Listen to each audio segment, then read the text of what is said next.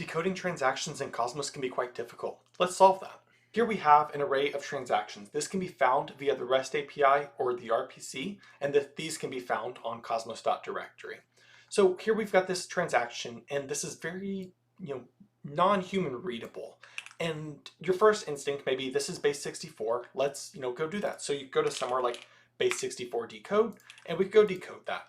And we can see here there is some data. We can see message delegate, we can see, Juno, but it's not an ideal format here. We don't know what the fee is other than we can see it, but just we don't want to use the direct raw bytes. So part of the binaries that you'll have will allow you to decode this into a digestible format.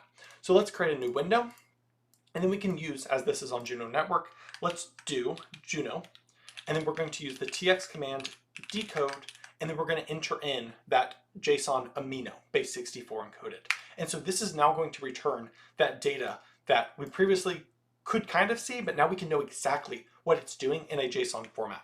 If you don't get JSON, you should do output equals JSON, and then you can actually make sure that you see this. So this is great in terms of we can know it's a message delegate, we know who's doing it, we know all the signer information, we know the public keys, we know all of that data which we couldn't receive from that previous thing.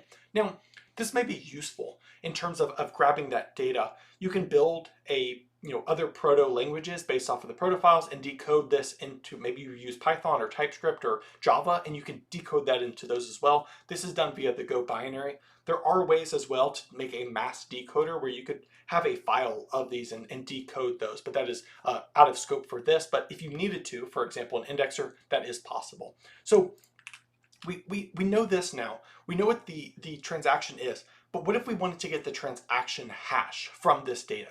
Currently, that's not possible through this. We just know what the transaction is. Well, the way that you actually do this is by decoding the base 64 amino. We can decode that. We can then wrap that into a SHA-256 hash, and we can then go see that on an Explorer. So let's do that. So first thing we're going to do here is we're going to echo out this, and so that's the base 64 amino, and then we can base 64 decode this. And so now that's that ugly raw bytes that we saw before.